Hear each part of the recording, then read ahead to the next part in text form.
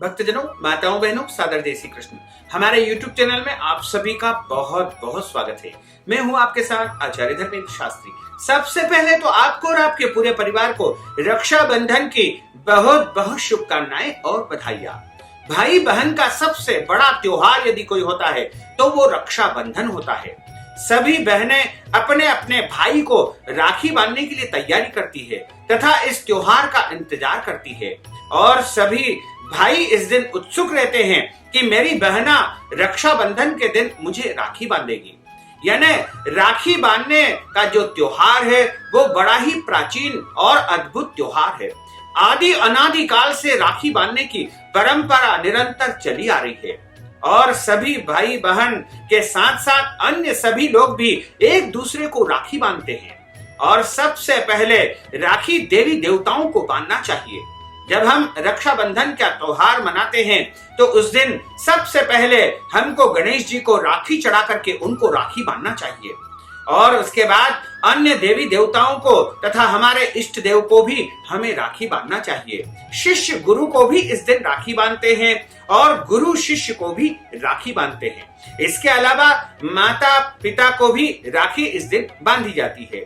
यानी प्रेम प्रदर्शित करने का सबसे बड़ा त्योहार होता है और भाई बहन एक दूसरे के प्रति रक्षा का वचन लेते हैं और वो पूरे वर्ष एक दूसरे की रक्षा करने की शपथ इस दिन ग्रहण करते हैं। इसी का नाम रक्षाबंधन है और रक्षाबंधन का एक मुहूर्त होता है।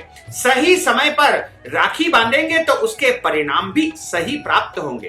तो आज हम आपको बता रहे हैं कि आपको भद्रा काल में राखी बिल्कुल नहीं बांधना चाहिए, क्योंकि गलत समय पर यदि आप राखी बांधेंगे तो आपके घर में तथा भाई के घर में जो है कई प्रकार की परेशानियां या संकट उत्पन्न हो सकते हैं। इसलिए आपको सही समय पर राखी बांधना चाहिए। श्रावण माह के शुक्ल पक्ष की पूर्णिमा तिथि को श्रवण नक्षत्र में रक्षाबंधन का त्योहार मनाया जाता है और इस बार रक्षाबंधन का जो त्योहार है 3 अगस्त 2020 सोमवार को है।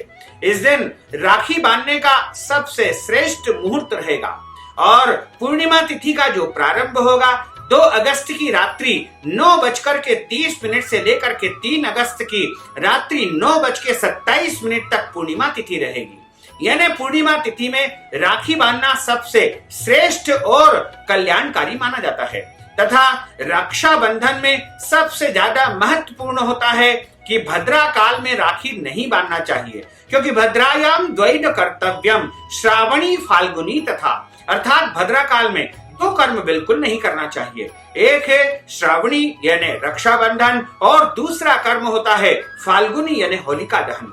राखी बांधना और होलिका दहन ये दोनों कार्यों में भद्रा सबसे ज्यादा वर्जित मानी गई है।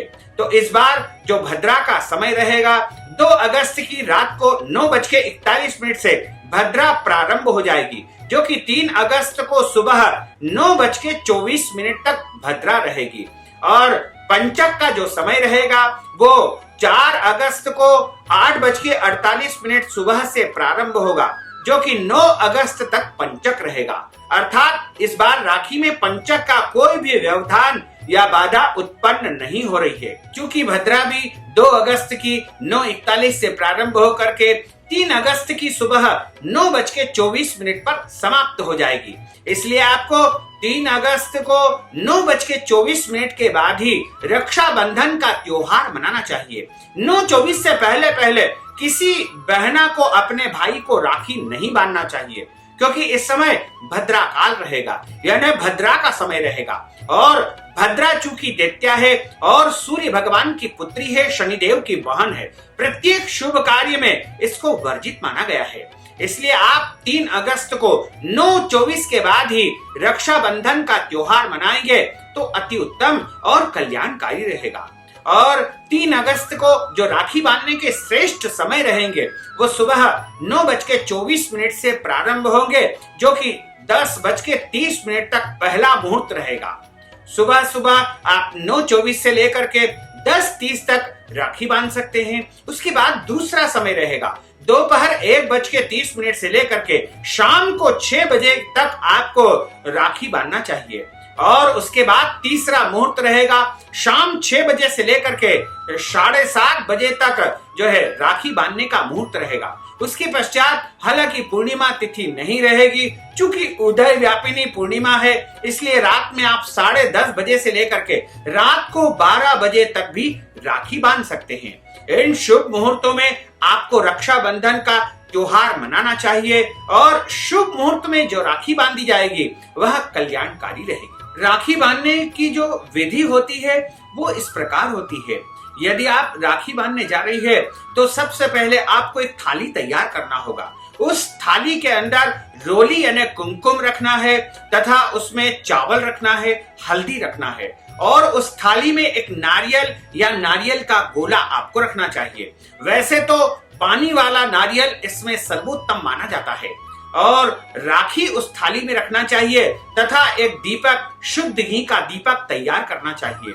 यदि संभव हो तो गाय के घी का दीपक तैयार करना चाहिए। कुछ पुष्प यानी फूल भी उस थाली में रखना है और कुछ मिठाइयां या मीठी वस्तु जैसे बतासे, मिश्री इत्यादि भी आप रख सकते हैं। और इसके अलावा एक जल का पात्र भी आपको अपने पास रखना होगा और एक चौकी बिछाएं और अपने भाई को पूर्व दिशा की तरफ मुंह करके या उत्तर दिशा की तरफ मुंह करके बिठाएं।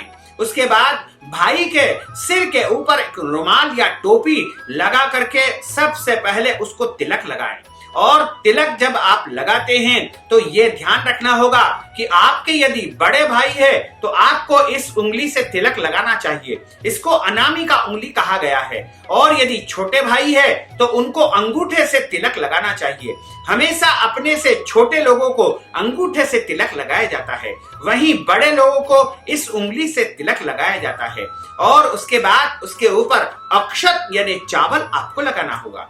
उसके बाद आप भाई के सीधे हाथ में राखी बांधिएगा और राखी बांधने के बाद उसमें 5 गठान आपको लगाना चाहिए तथा राखी बांधते समय एक मंत्र बोला जाता है, ये न बद्धो बरी राजा दानवेंद्रो महाबलः तेनत्वा मन बदनामी रक्षे मां चल।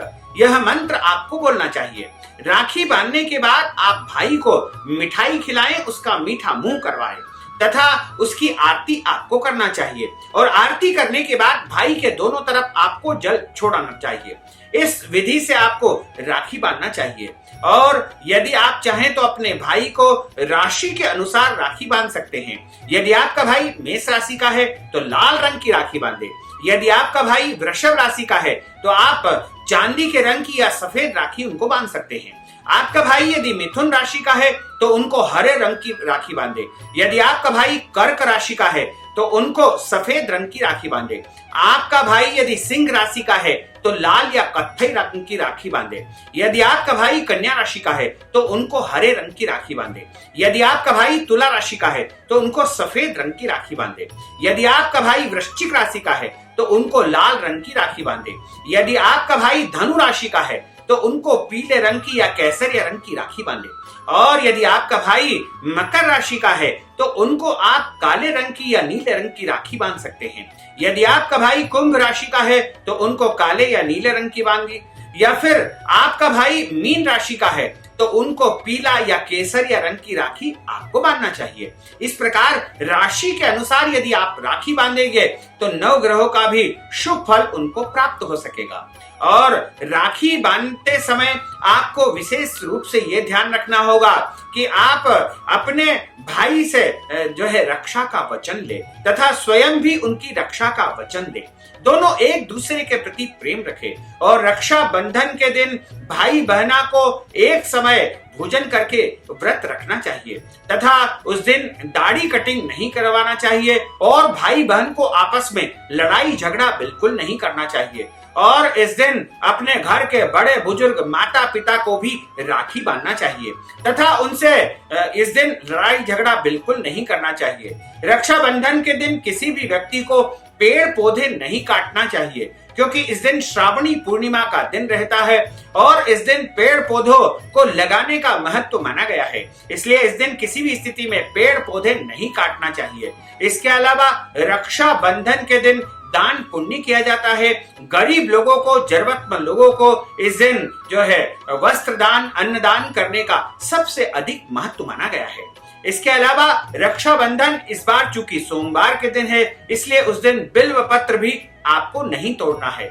और रक्षाबंधन के दिन आपको जो है ब्रह्मचर्य व्रत का पालन करना चाहिए तथा रक्षाबंधन के दिन आपको देव स्थान में, मंदिर में जाकर राखी बांधना चाहिए। देवी देवताओं को राखी बांधने के बाद ही अपने परिवार के सदस्यों को राखी बांधना चाहिए। रक्षाबंधन के दिन माँ बेटी भी एक दूसरे को राखी बांधती है तथा अपने माता पिता को भी राखी बांधना चाहिए और अन्य अपने परिजनों को, सभी लोगों को, परिवार के सदस्यों को एक दूसरे को राखी बांधना चाहिए। राखी बांधने से प्रेम बढ़ता है, सौहार्द बढ़ता है और घर में खुशहाली आती है, समृद्धि आती है। और सही मुहूर्त में, सही विधि से यदि रक्षाबंधन का त्योहार मनाया जाए तो निश्चय ही सभी के लिए उत्तम फलदायी होगा और घर परिवार में सुख, शांति, समृद्धि का वास हो सकेगा। तो भक्तजनों, माताओं, बहनों, हमने जो ज्ञानवर्धक जानकारी आपको दी है उसको आप अधिक से अधिक लोगों को शेयर करिएगा, लाइक करिएगा, कमेंट करिएगा और यदि अभी तक आपने सब्सक्राइब नहीं किया तो अभी और इसी समय सब्सक्राइब अवश्य कर लीजिए। आपको और आपके परिवार को सादर जय श्री कृष्ण, सादर धन्यवाद।